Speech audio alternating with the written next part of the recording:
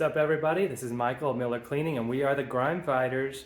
We are back for a new service that you haven't seen before. We've been doing it for a while now, but we haven't filmed it yet, and that is electrostatic disinfectant fogging.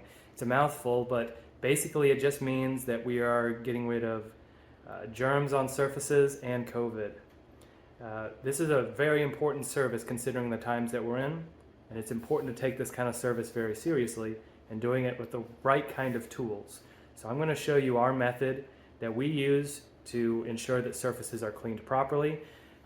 We use an electrostatic fogging machine, but we go a step further. We also wipe the surfaces that we treat as well.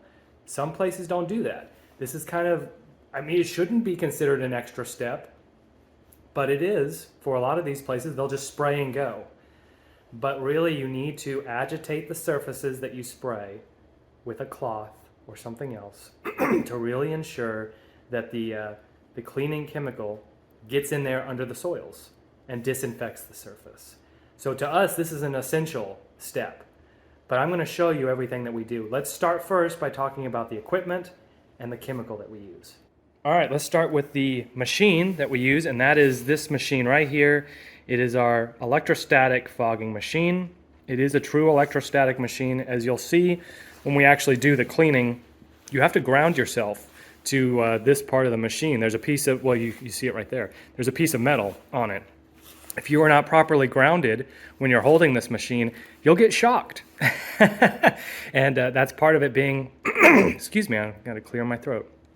This is part of it being an electrostatic machine. It's actually statically charging the chemicals that are coming out of the machine.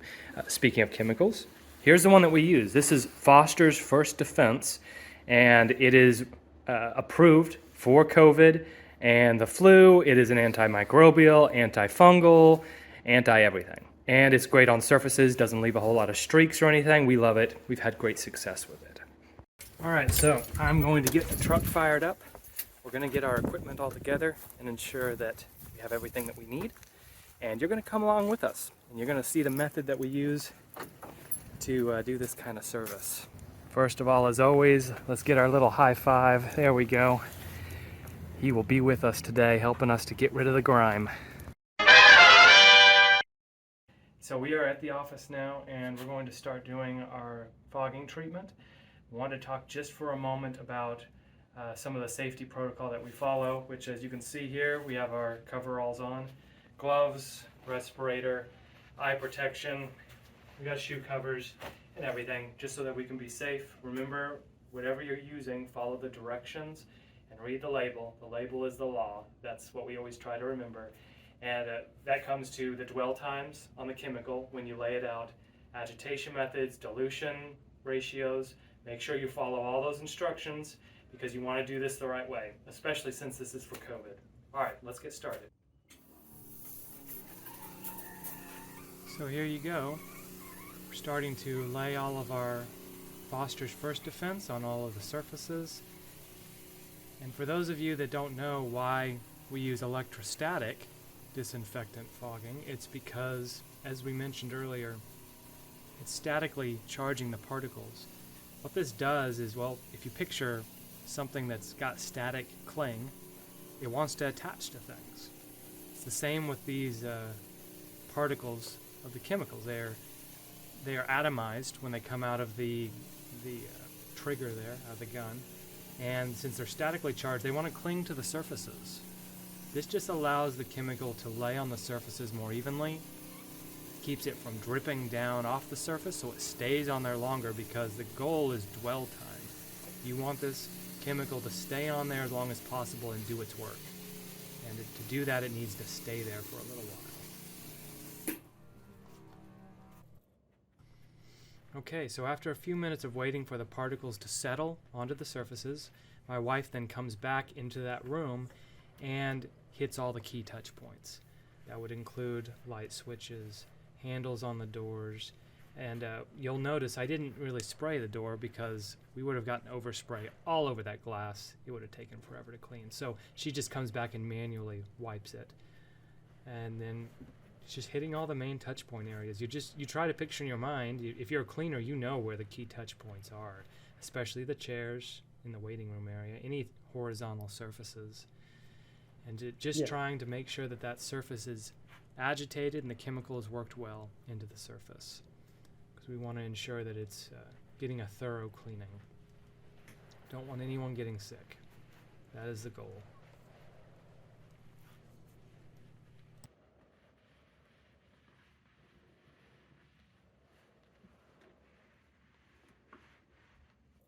So I get asked this a lot. Once an office has been exposed to COVID, is this treatment like this necessary? A topical treatment certainly helps with the safety of an office because the surfaces are now clean. However, as we know, COVID also spreads through the air and it's breathed in. That's one of the main ways that people receive how it's transmitted, is through the air. It can be transmitted through touch though, through touch points like handles and things, people can get it. So obviously it's better to be safe than sorry.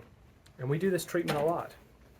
But keep in mind that even after all the surfaces have been treated, all it takes is one person who's exposed to come back and touch those areas again, and now it needs to be cleaned again.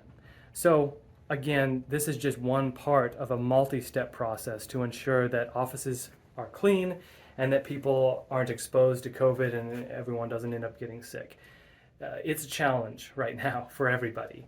But I feel like this is a very important service and that we're doing our part to try and keep everyone as safe as possible.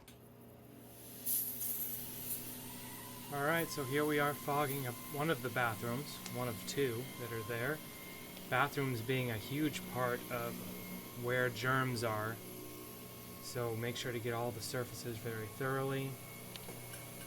I've been asked before about how we handle electronic items and things like that because we have to be careful spraying those things. And that again is a situation where the second person that comes through with the rag can wipe those surfaces down safely, because we definitely don't want to be spraying those chemicals down on electronics and ruining something. Here you can see my wife going through, following up on all the high touch point areas, getting the surfaces nice and clean. Okay, so you got to see a little bit of what it is that we do with this service. I'm going to talk a little more about some of the key factors and takeaways from this. One of the main things being making sure that you're really agitating the what we would call key touch point areas. So that would include door handles, light switches, handles on cabinetry and things like that, like what you see going on up here. Ledges where people put their hands, in particular in the waiting room, which we made sure they got wiped down thoroughly. If there is glass in a certain area, normally I avoid it with the machine and I let my grime fighting partner, my wife, wipe that down manually with a towel using the same kind of chemical. And it just prevents a whole lot of work of us cleaning all the glass up. But it's just so important in areas like this, especially offices. There's so much stuff being touched all the time and so many people coming through here. It's so important to do this properly. So in particular, these areas, this stuff that gets touched, just so much. Doors, the light switches also is a huge one. And then the bathrooms are another big one, getting pretty much everything wiped down with the chemical one way or another, whether it be manually or with the using the electrostatic machine. All right, guys, we're back. Pretty easy service, really. It's not complicated. You just got to make sure that you do everything properly and you do your research. I know I keep harping on that, but with a service like this, you don't want to do it the wrong way and then someone gets sick. So thank you very much for following us today and seeing how we do perform this service. We encourage you to please subscribe if you haven't, so you can follow us on all our cleaning adventures. We'll have some more coming here down the pipe, more strip and waxes I know we've got coming. We got a big one coming up here soon. And we'll try and get that filmed so you can see how we do, because it's going to be a challenge. Thank you again for watching. Have a great day. Bye-bye.